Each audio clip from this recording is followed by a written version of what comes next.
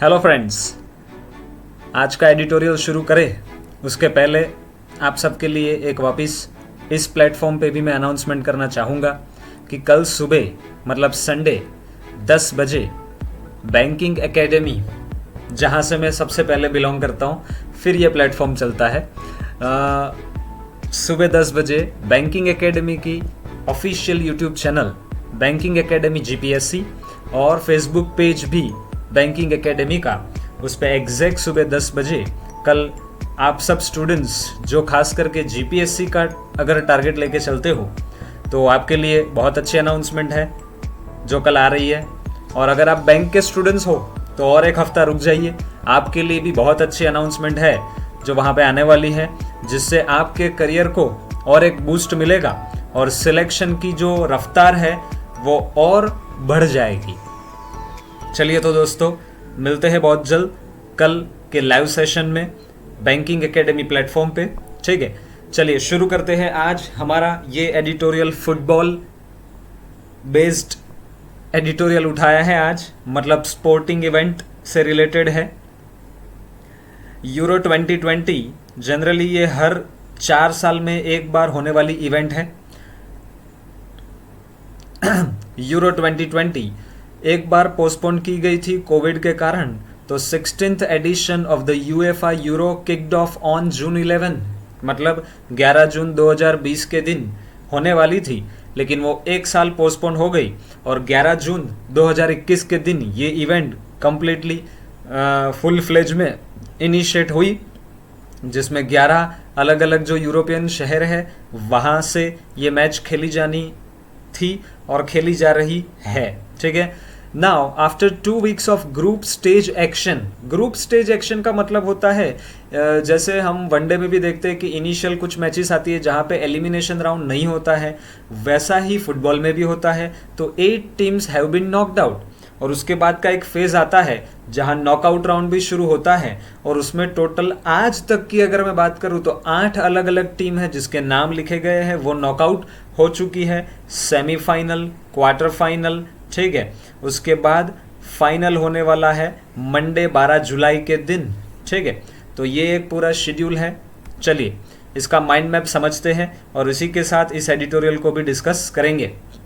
सबसे पहली बात तो यूरो 2020 जो ये चैंपियनशिप है वो बिलाई करती है, झुठलाती है, गलत साबित करती है कोविड-19 के डर को, कि कोविड-19 के डर के कारण परफॉर्मेंस अच्छा नहीं आएगा, लोगों का पार्टिसिपेशन नहीं होगा।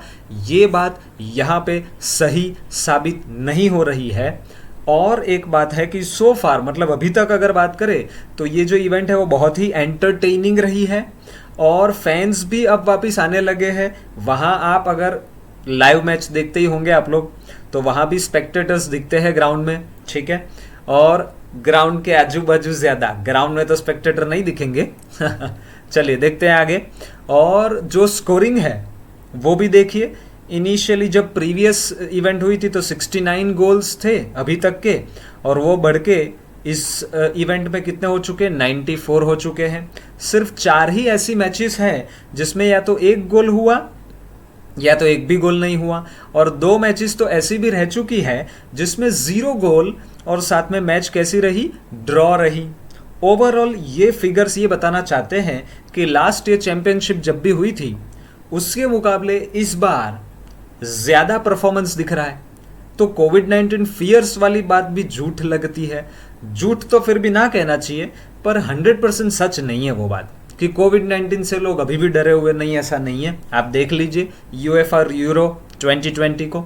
ठीक है, और 2020 नाम अभी भी इसीलिए बरकरार रखा गया है क्योंकि 2020 में होनी थी और 2021 में हो रही है। Conservative play. फुटबॉल एक ऐसी गेम है दोस्तों जिसमें गोल करने से भी ज्यादा महत्व होता है हमारे, मतलब सामने वाली टीम गोल कर ना जाए ज्यादा, तो इसीलिए ज्यादा ऑफेंसिव, ज्यादा आक्रामक नहीं, थोड़ा सा डिफेंसिव होके कंजर्वेटिव अप्रोच के साथ खेलना होता है। दूसरा ये भी दिखा कि सारी टीमों ने बहुत कम समय दिया है अटैकिंग स्ट्रक्चर्स को बनाने के लिए, या सिंक्रोनाइज मतलब साइमल्टेनियसली टीम के तौर पे काम करके गोल ज्यादा करने के जो मूव्स होने चाहिए उसकी और कम समय दिया है। उसकी बजाय उन्होंने उनके जो गोल है वो बढ़े, उसकी जगह सामने वाले के गोल कैसे कम हो उसके ऊपर ज़्यादा ध्यान दिया है। और सेफ्टी ऑलवेज फर्स्ट, कोविड-19 का समय है तो ये तो अलग से समझाने की ज़रूरत नहीं है, ठीक है। कल हमने क्रिकेट के ऊपर भी ऐसा ही कुछ देखा था। कोई भी हिंदू का एडिटोरियल आएगा, मुझे एक बात समझ में आती है, आगे के कुछ दिन और पिछले कुछ दिन भी आप देख लो, कोविड-19 तो वहाँ आएगा आएगा आएगा ही। चलिए आगे बढ़ते हैं। और उसी के साथ साथ अभी तक का जो भी परफॉर्मेंस रहा, ठीक है, वो उसमें जो 16 में से जो 15 टीम है उसका ओवरऑल परफॉर्मेंस कंपेयर किया जाए तो 5 साल पहले जो चैंपियनशिप का एक क्राउन एंजॉय करता था कहीं ना कहीं पोर्तुगाल, ठीक है, उसके मुकाबले इन टीमों का परफॉर्मेंस इससे भी ज़्यादा ओवरऑल देखे तो अच्छा रहा है। और क्यों पोर्तुगल से कंपेयर किया? क्योंकि पोर्तुगल आज भी हॉट फेवरिट्स में से एक तो माना ही जाता है, चाहे फिर वो क्रिस्टियानो रोनाल्डो के कारण ही क्यों ना हो, और वैसे भी पूरी टीम उतनी ही एक्टिव है, ठीक है। और टॉप साइड्स मतलब टॉप टीम्स की बात करें जिसमें नेदरलैंड्स आता है, इटली आता है, बेल्जियम आता है और स्पेन, इन्होंने अपनी प्रेसिंग स्टाइल है वो बरकरार रखी है। आपको सवाल खड़ा होगा ये प्रेसिंग स्टाइल क्या है? जब सामने वाली टीम अपने पास जो फुटबॉल को रखती है और प्ले करती है उस समय आप ऐसी स्ट्रेटेजी अपनाते हो कि उसके ऊपर दबाव बना के वो बॉल आप ले लो आपके कब्जे में और फिर आप उससे गोल करने आगे बढ़ो, उसे कहते हैं प्रेसिंग स्टाइल, ठीक है। और डिस्पाइट के बावजूद कि द फेग एंड, दोस्तों 11 जून से आज तक जितनी भी इवेंट्स हुई उसमें भी बहुत बार एंड जो है वो बहुत बार बहुत बोरिंग आया है, ज़्यादा इंटरेस्टिंग नहीं आया। ये होते हुए भी उन्होंने अपनी जो एक प्रेसिंग स्टाइल है ना उसको बरकरार रखा है। और वर्ल्ड चैंपियन 2018 की बात करें अगर, जो फ्रांस रह चुका था, तो दोस्तों ये स्वैश बकलिंग तो नहीं है। स्वैश बकलिंग का मतलब समझ लीजिए, जब कोई एकदम कॉन्फिडेंस के साथ पूरा खुल के किसी भी तरह की गेम को खेलता है ना, या रोमांटिक अफेयर में भी पूरा खुल के सामने आता है, ठीक है, उसे कहा जाता है स्वैश बकलिंग, है ना। और एडवेंचरस एक्टिविटी में भी बहुत आगे बढ़ चढ़ के आना उसे कहते हैं स्वैश बकलिंग। तो फ्रांस तो उसके लिए जाना जाता है, लेकिन इस बार वो ऐसा स्वैश बकलिंग तो नहीं दिख रहा है, पर फिर भी एफिशिएंट तो है। पोर्टुगल की बात करें, क्रिस्टियानो रोनाल्डो ये तो सबसे बड़ा थ्रेट, खतरा है बहुत सारी टीमों के लिए, जिसका अभी तक का स्कोर देखें तो 5 गोल्स उन्होंने कर लिए हैं, प्लस 1 है उनका असिस्ट गोल। ये असिस्ट गोल क्या है एडिटोरियल डिस्कस करते समय मैं आपसे डिस्कस करूंगा। आगे बढ़ते हैं। अच्छा, डेनमार्क फील गुड स्टोरी, क्यों? क्योंकि उनमें भी क्रिश्चियन एरिक्सन जो है उनको कार्डियक अरेस्ट, हार्ट अटैक आया था कुछ ही दिन पहले, ठीक है, वो भी आउट ऑफ डेंजर है और इसीलिए वहाँ अभी ओवरऑल एक पॉजिटिव माहौल उनकी टीम में भी बना हुआ है कि नहीं, कुछ खराब घटना इस हार्ट अटैक के कारण उनके जीवन में नहीं आई, ठीक है। और ये जो डेनमार्क है ना वो बनता जा रहा है, बिकमिंग बनता जा रहा है। कैसा फेवरेट? किसका फेवरेट? न्यूट्रल्स का। न्यूट्रल्स का मतलब होता है जो किसी एक टीम को सपोर्ट करे और किसी एक टीम का विरोध करे, वैसे लोग नहीं। वो लोग जो अच्छा परफॉर्म करेगा उसको पसंद करेंगे, तो उनके लिए तो आज जो डेनमार्क है वो बड़ा ही फेवरेट बना हुआ है। आगे देखते हैं। न्यूट्रल के मैंने 2 अलग अलग मीनिंग शायद डिस्कस की है, चलिए चेक करते हैं। उसी के साथ आगे अगर बात करें तो राउंड जो है नॉकआउट राउंड, या एक तरह से अब तो एलिमिनेशन राउंड, और जो राउंड होगा शुरू राउंड ऑफ 16, ठीक है, उसमें आज 26 जून के दिन आप जब ये एडिटोरियल देख रहे हो उसके कुछ ही समय के बाद, मतलब रात को इंडियन स्टैंडर्ड टाइम 9:30 के हिसाब से डेनमार्क वर्सेस वेल्स की मैच होने वाली है। माना कि ये बहुत ही ज़्यादा कॉशियस प्ले तो होने वाला है क्योंकि कोविड-19 तो हीरो ऑफ द स्टोरी रहेगा, ठीक है। तो देखते हैं एडिटोरियल और क्या बता रहा है। और फ्रांस जो 2018 का चैंपियन रह चुका है और उसका एक प्लेयर पॉग्बा, मैंने शॉर्ट नेम लिखा है, वो एकदम फॉर्म में है और इसलिए भी रिमेन्स फेवरेट। ये पूरी टीम जो है फ्रांस की वो फेवरेट रहती है आज भी। उसी के साथ साथ अगर बात करें इटली की, तो ये स्टैंड आउट टीम है। स्टैंड आउट टीम मतलब 5 लोगों में जो सबसे अलग आउटस्टैंडिंग तरह से बाहर हाईलाइट होके आता हो उसे कहते हैं स्टैंड आउट। वो किसी भी तरह से हो सकता है, आपके ड्रेसिंग के कारण, आपके अच्छे बिहेवियर के कारण, आपका अच्छा परफॉर्मेंस के कारण, बहुत सारे कारण हो सकते हैं। प्लस उनसे भी एक्सपेक्टेशन है कि वो जो 2018 की जो उनकी हिस्ट्री है ना, ऐसी वाली हिस्ट्री को क्या करे, बरी द घोस्ट्स, मतलब पुरानी खराब यादें जो है ना हारने की, उसको मिटा के नया इतिहास लिखे। ऐसी अपेक्षाएं इटली से है। और बेल्जियम का जो गोल्डन जनरेशन ये टीम का नाम है, उसमें बहुत ही टैलेंटेड अच्छे अच्छे प्लेयर्स हैं, लेकिन उसको अभी भी थोड़ा सा शोरअप का मतलब है सपोर्ट की ज़रूरत है। किसके खिलाफ? जब उसको पोर्टुगल के खिलाफ लड़ना होगा तब। लड़ाई का मतलब आप समझ रहे हो ना, फुटबॉल वाली लड़ाई। ठीक है, इसी के साथ आगे देखते हैं। एंड आई एम श्योर कल जब आपसे और खास करके जीपीएससी के स्टूडेंट से जब करंट अफेयर्स डिस्कस किया जाएगा कल सुबह 10 बजे, तो शायद इससे भी रिलेटेड कुछ बातें वहां जरूर आएगी। चलिए आगे बढ़ते हैं। और मोस्ट एंटिसिपेटेड क्लैश जो है, सुपर एक्साइटिंग, ठीक है, जिसकी लोग राह देख रहे हैं, मोस्ट अवेटेड, जिसकी सब लोग राह देख रहे हैं, वो क्लैश है इंग्लैंड और जर्मनी के बीच में। अच्छा, ये दोनों जो है ना वो मिडलिंग है, मिडलिंग कर रहे परफॉर्मेंस, मतलब उनका परफॉर्मेंस बहुत अच्छा भी नहीं है, बहुत बुरा भी नहीं है, एवरेज परफॉर्मेंस चल रहा है। उनका जो हेलो है ना, मतलब उनकी जो ऑरा है, सक्सेस का एक जो उनके आजू बाजू एक माहौल बना होता है, वो थोड़ा सा डल हो चुका है, डिम हो चुका है। उसके कारण देखिए, जर्मनी में डिफ्लेक्टेड गोल जो था, है ना, उसी ने जर्मनी के लिए दिन बचा लिया। मतलब एडिटोरियल डिस्कस करेंगे तब ये पता चलेगा। ठीक है, और इंग्लैंड की बात करें तो वेट ऑफ हिस्ट्री, पिछले बहुत सालों की हिस्ट्री है कि जर्मनी के सामने जब जब इसका एनकाउंटर हुआ है, ठीक है, तो 11 में से 3 ही मैच अभी तक जीत पाए हैं, और उसमें से भी जो लास्ट है ना वो तो 20 साल पहले की है। ठीक है, तो ये जो पूरा एनालिसिस मैंने आपके सामने रख दिया, 5 मिनट के आजू बाजू का समय लिया, आइए इसी को समझते हैं, और बहुत सारे वोकेब्स जो है वो इसमें से भी आपको मिलेंगे। चलिए देखते हैं। Top play that is euro 2020 और उसी के साथ अपना कोविड-19 वायरस। यूरो 2020 जो है वो सीम्स टू हम तब कहते जब ऐसा लग रहा है, ऐसा दिख रहा है कि ये गलत साबित कर रहा है, विरोधाभास खड़ा कर रहा है, फियर्स ऑफ सबड्यूड का मतलब होता है थोड़ा सा लो, थोड़ा सा डिजेक्टेड, थोड़ा सा कम हुआ परफॉर्मेंस ड्यू टू पेंडेमिक। तो पेंडेमिक के कारण परफॉर्मेंस थोड़ा सबड्यूड हो गया है, कम हो जाएगा, ऐसा जो डर है ना, उस डर को झुठला रहा है, ऐसा लग रहा है ये यूरो 2020। आगे, conservative play is often international football's bugbear का मतलब होता है सबसे बड़ी एंग्जाइटी, सबसे बड़ी चिंता वो ये होती है कि हमें कंजर्वेटिव खेलना है, मतलब ज्यादा ऑफेंसिव आक्रामक होकर ज्यादा गोल करने के चक्कर में ज्यादा गोल सामने वाली टीम कर जाए, इससे अच्छा है कि डिफेंसिव खेलो, कंजर्वेटिव तरह से खेलो। और यही कंजर्वेटिज्म में कोविड-19 के कारण भी थोड़ा ध्यान रखना पड़ता है।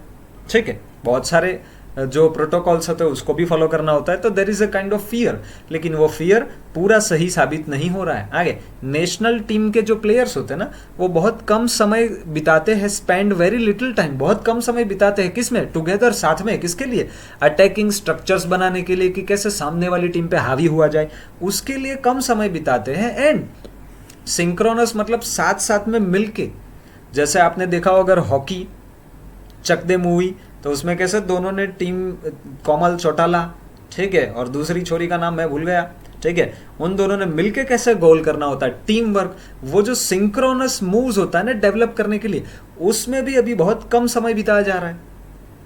ठीक है, and a safety first approach, सबसे पहली सुरक्षा, ऑलवेज लगता है अराउंड द कॉर्नर, मतलब ये चीजें तो नियर बाय होती है। अराउंड द कॉर्नर का मतलब होता है अभी इसके ऊपर ध्यान देना पड़ेगा, वेरी नियर टाइम, ठीक है, या वेरी क्लोज बाय, ठीक है, मतलब इन वेरी शॉर्ट टाइम, ठीक है, जो होने वाला है उस चीज के लिए हम लेते हैं और लिखते हैं अराउंड द कॉर्नर।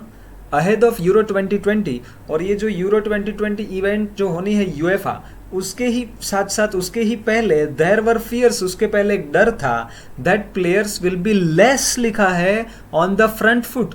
देखो, ऑन द फ्रंट फुट का मतलब होता है एट एडवांटेज, पहली बात तो ये समझ लो।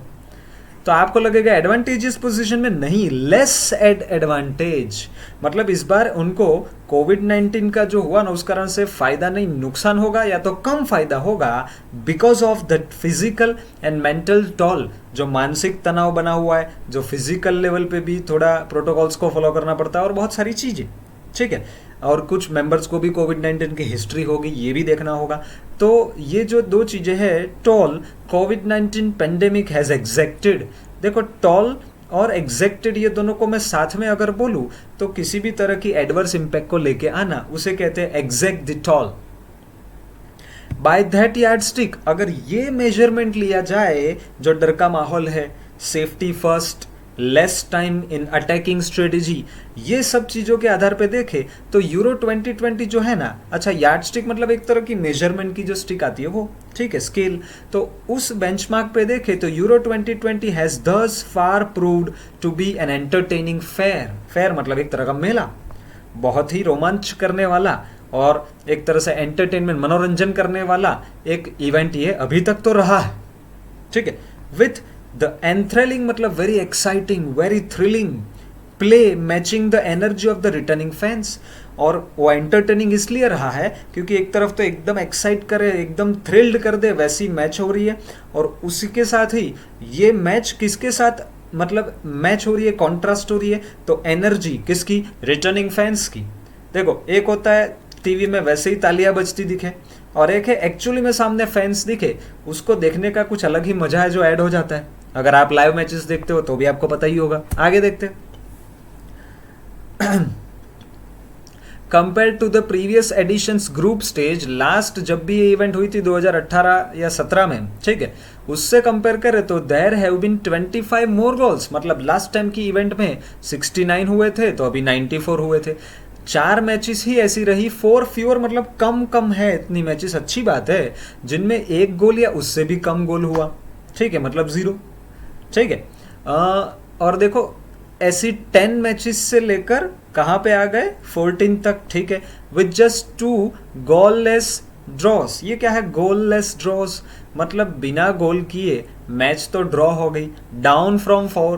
पहले 4 ऐसी मैच होती थी इसके पहले की टूर्नामेंट में जिसमें 0 गोल पे मैच ड्रॉ होती थी, ऐसी इस बार सिर्फ 2 ही मैच है, ठीक है।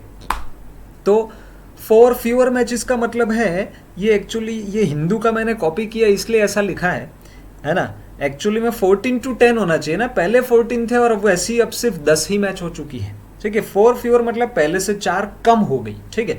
और आगे देखते हैं तो इस बार 10 मैचेस अभी तक ऐसी शायद दिखी जिसमें 1 या 1 से भी कम गोल हुआ, ठीक है, और पहले ऐसी 14 मैचेस दिखती थी। ओवरऑल 16 में से जो 15 कंट्री है जो नॉकआउट में आती है, उन्होंने बेटर ग्रुप स्टेज रिकॉर्ड दिखाया है जो पोर्टुगल जो चैंपियन रह चुका था 5 साल पहले उनके मुकाबले। उनका एवरेज परफॉर्मेंस भी देखे बाकी की टीमों का 15 की, तो वो बहुत अच्छा परफॉर्म कर रही है, ठीक है। टॉप साइड्स जैसे कि नेदरलैंड्स, इटली, बेल्जियम, स्पेन, ये जो 4 है ना, हैव नॉट मूव्ड अवे, मतलब कोई और रास्ता नहीं अपनाया from there lively and pressing style, मतलब अभी भी वही लाइवली एकदम फुल ऑफ इन्वॉल्वमेंट एंथुजियाज्म जो मैच खेली जाती है उसी तरह से लाइवली आज भी खेलते हैं। They have not moved away. और प्रेसिंग स्टाइल मैं समझा चुका हूँ, सामने वाले जब बॉल से खेल रहे होते हैं उन टीम से बॉल को अपने पक्ष में ले लेना, उसके लिए जो दबाव डालते हैं उसे कहते हैं pressing style of football, despite the tournament coming at the fag end. Tournament का जो मैच की आखिरी कुछ मैचेस आती है नॉकआउट की, ठीक है, उसमें शायद इतना ज़्यादा इंटरेस्ट नहीं क्रिएट हो रहा है। ये होते हुए भी डिस्पाइट दिस उन्होंने तो अपना प्रेसिंग स्टाइल बरकरार रखा है of a long and tiring season. क्यों लॉन्ग एंड टायरिंग? पिछले साल होना था तब भी उन्होंने तैयारी की, फिर 1 साल तक आज होगी कल होगी आज होगी कल होगी करके खींचते गए, तब भी प्रैक्टिस करनी पड़ेगी। तो मेंटल और फिजिकल हर तरह का जो एक प्रेशर उनके ऊपर बना हुआ है, इसलिए बहुत बार टूर्नामेंट के एंड तक पहुंचते पहुंचते वो फेग एंड, मतलब इंटरेस्ट गंवा दे, लेस इंटरेस्टिंग लगे, उसे कहते हैं फेग एंड। तो वहां पहुंचते पहुंचते भी नेदरलैंड, इटली, बेल्जियम, स्पेन ने बहुत अच्छा प्रेसिंग स्टाइल जो है वो बरकरार रखा है। आगे देखते। मैं फास्ट तो नहीं जा रहा हूं ना, और बहुत बार थोड़ा एक्साइट होके अगर फास्ट जा रहा हो तो आप बता सकते हो, तो थोड़ा इसकी गति कम रखेंगे, ठीक है।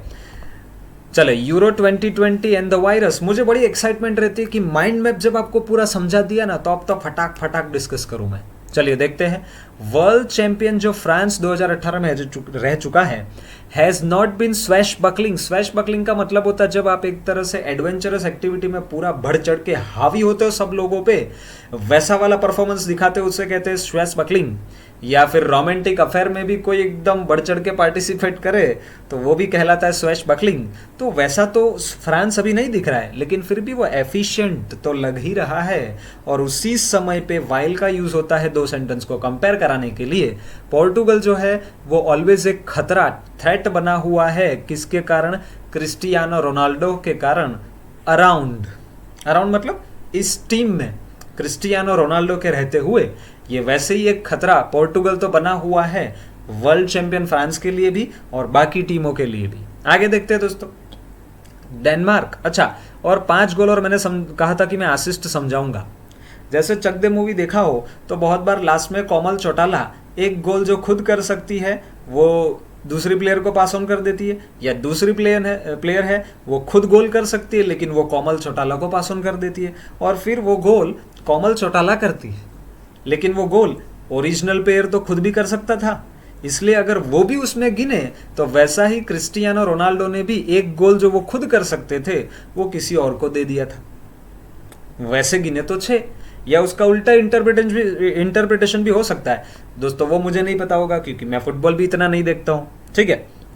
उल्टा भी हो सकता है कि किसी और बंदे ने गोल जो खुद कर सकता था उसने गोल पास ऑन किया क्रिस्टियानो रोनाल्डो को, और रोनाल्डो के अकाउंट में और एक ये असिस्ट ऐड होने लग गया। तो इसके 2 इंटरप्रिटेशन होते हैं, या तो उन्होंने किसी को पास ऑन किया जिसको उसमें गिन सकते हो, या तो किसी ने इनको पास ऑन किया और इन्होंने किया, ठीक है। वो आप मेरे को कमेंट में बताइएगा अगर आप फुटबॉल देखने वाले हो तो, या देखते हो तो। चलिए आगे, Denmark has been the feel good story. Denmark की बात करें, एपोस्ट्रोफी एस लगाया है, उसकी बात करें तो फील गुड स्टोरी है। क्यों? क्योंकि रिकवर कर रहे हैं फ्रॉम द टेलिस्मैन। टेलिस्मैन का मतलब होता है, सपोज मैं कोई काम करने जाऊं और आप मेरे फ्रेंड हो, और अगर आप मेरे साथ हो ना तो मेरा काम हो जाता है, तो आप मेरे टेलिस्मैन हो, मतलब आप मेरे लकी चार्म हो, आप मेरे मैस्कॉट हो। तो वैसा डेनमार्क का लकी चार्म कौन है? Christian Eriksen. तो उनका जो ऑन फील्ड कोलैप्स हुआ था, मतलब गिर गए थे वहां owing to cardiac arrest, heart attack आया था, इन इट्स ओपनिंग मैच में ही हो गया था ये, to make it to the next round, ठीक है। तो वो अभी शायद नेक्स्ट राउंड में वापिस हाजिर भी हो जाए, ठीक है, और हो गए भी हो, क्या पता, मैंने तो मैच नहीं देखी, आपको पता है। Eriksen is now out of danger, हाँ अब वो खतरे से बाहर है, and Denmark has quickly become the neutrals choice. Neutral का मतलब मैं आपको समझा चुका हूं, वो फैन जो किसी एक पक्ष को लेके नहीं बैठे, उनके लिए तो जो अच्छा परफॉर्म करेगा उनको वो तालियां बजाएंगे और उनको पसंद करेंगे। तो वैसे न्यूट्रल जो लोग हैं उनकी तो डेनमार्क जो है वो आज एक अच्छी चॉइस बन रहा है और बन चुका है। चलिए आगे देखते हैं दोस्तों। हाउएवर, हालांकि ये सब चीज़ों में भी और एक पॉइंट है जिसको ध्यान देना है, और वो जो थोड़ा ऑपोजिट पॉइंट हो उसको बताने के लिए हम हाउएवर का इस्तेमाल करते हैं। It remains to be seen, अभी भी ये बात तो देखनी बाकी है कि how much of the positivity, कितनी पॉजिटिविटी, कितना अच्छा माहौल जो है, पॉजिटिविटी मतलब कोरोना वाली ना, अच्छा माहौल वाली पॉजिटिविटी स्पिल ओवर होती है, फैलती है इनटू द राउंड ऑफ 16। जब आएगा एलिमिनेशन राउंड होगा, जो बिगिन होता है एम्स्टरडेम में, कब? सैटरडे, मतलब आज के ही दिन, ठीक है। और उसमें कौन होगा? डेनमार्क वेल्स क्लैश, मतलब उनके बीच में मुठभेड़ होगी, इन दोनों की मैच होगी। इफ एवर कोई चीज जो कभी ना हुई हो वो अगर अब करनी पड़े तो उसके लिए भी हम किसका इस्तेमाल करते हैं? If ever there was a time for cautious play. अगर कभी भी ऐसा समय, पता नहीं पहले रहा नहीं है शायद, अगर रहा भी हो इफ एवर, तो there was a time for cautious play. तो बहुत कम ऐसे मौके आए जहां बहुत सावधानी के साथ आपको खेलना पड़ेगा कोविड-19 को ध्यान में रखते हुए। It is now with the competition essentially a single elimination. अच्छा, कॉशियस प्ले का मतलब सिर्फ कोविड-19 नहीं, हर मैच में बुरा परफॉर्मेंस एक भी बार हुआ और आप एलिमिनेट हो जाओगे तो you have to be very cautious, बड़े ही सावधान रहना पड़ेगा, क्योंकि विनर टेक ऑल अफेयर, जो जीतेगा वो सब लेके जाएगा, ये ऐसी बात हो चुकी है। और उसी समय फ्रांस जो जीत चुका है, हैविंग वॉन मतलब जीत चुका है ऑलरेडी 2018 का वर्ल्ड कप, वो ये बात अच्छे से जानता है, knows a way around such situations, मतलब ऐसी ही कुछ और तरह की परिस्थितियां भी 2018 में रही होगी, क्या पता हमें। तो वो सिचुएशन से जो फ्रांस है वो परिचित है, तो उसके लिए तो कोई नई बात नहीं है आज खेलना भी। एंड विथ मिडफील्डर कौन है? पॉल पोग्बा, वो इंपीरियस फॉर्म में है। इंपीरियस का मतलब होता है बड़ा ही हाई हैंडेड, ठीक है, बहुत ही ज्यादा कॉन्फिडेंस से भरा हुआ, एकदम कमांड पोजीशन वाला। तो इस कारण से वो भी फेवरेट है टीम, कौन सी? France. Italy has been the stand out team. Stand out team का मतलब मैं आपको शुरुआत में ही समझा चुका हूँ माइंड मैप में। स्टैंड आउट जो लोगों से अलग दिख जाए वैसी टीम। किसके कारण? एक तो उनके यंग और बड़े ही energetic outfit coached by the astute Roberto Mancini expected to go far and bury the ghosts of 18।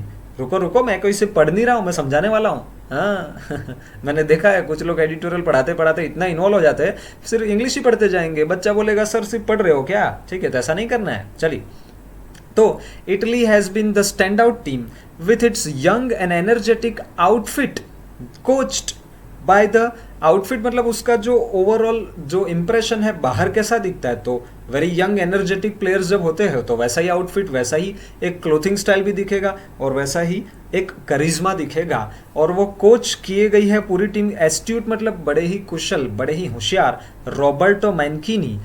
ऐसा इटली जो है वो एक्सपेक्टेड है, मतलब उससे अपेक्षा की जा रही है कि वो गो फार, मतलब और भी अपनी हद पार करेगा। जो परफॉर्मेंस की एक लिमिटेड दायरे में रहता है उसको और आगे निकल जाएगा। एंड बरी द घोस्ट, मतलब जो पुरानी नुकसान तो नहीं बोलना चाहिए, जो नेगेटिव यादें हैं ना हार की, उसको मिटाएगा।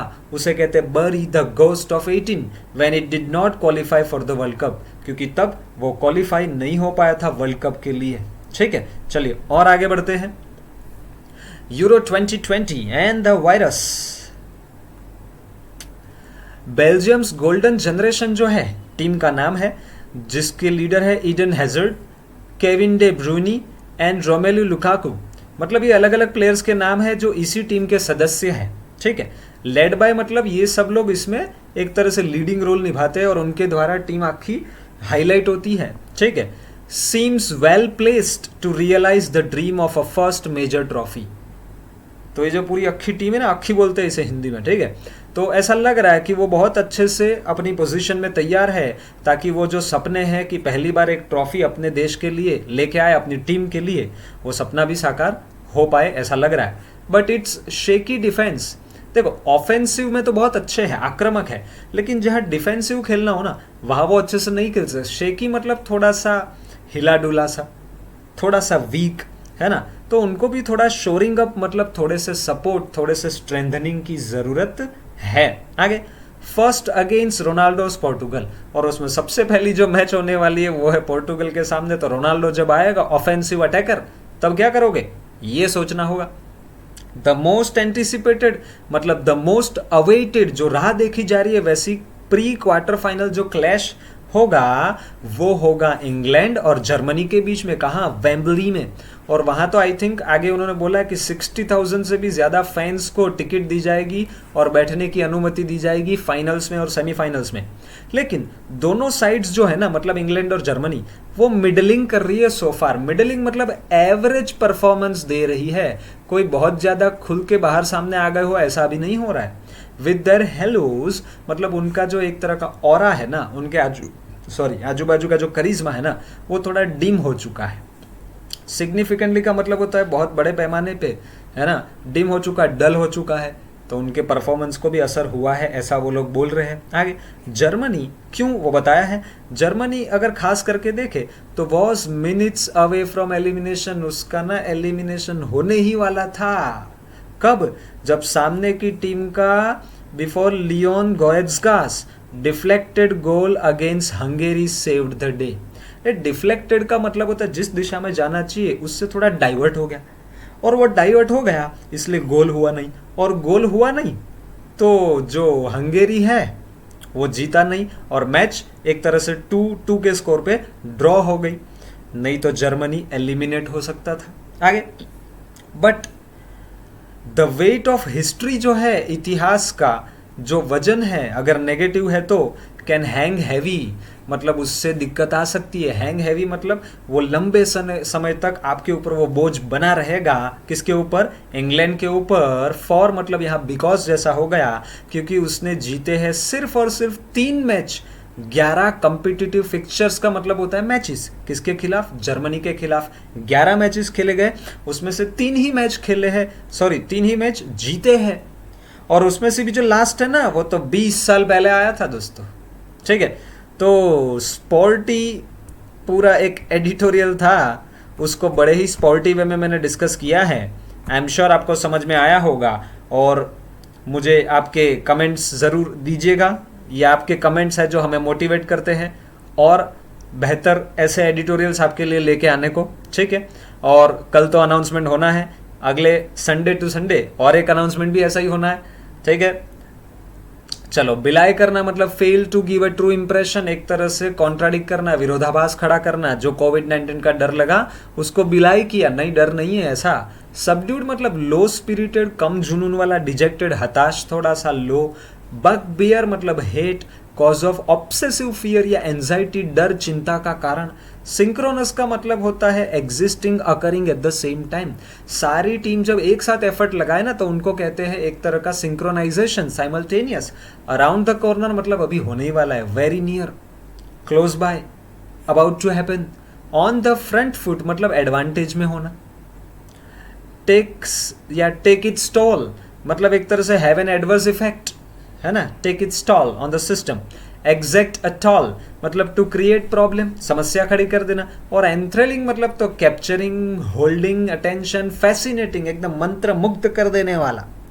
चलिए दोस्तों आगे बढ़ते हैं। देखो प्रेसिंग, अब मैं पढ़ूंगा नहीं, मैं समझा चुका हूं, अब ये आपको पढ़ना है। फेग एंड मतलब द लास्ट पार्ट किसी भी चीज का जो जनरली कैसा माना जाता है, लेस इंपॉर्टेंट या तो लेस इंटरेस्टिंग, बोरिंग सा। स्वैश बकलिंग मतलब एंगेज करना, इन्वॉल्व होना, किसमें, डेयरिंग में और रोमांटिक एडवेंचर्स में।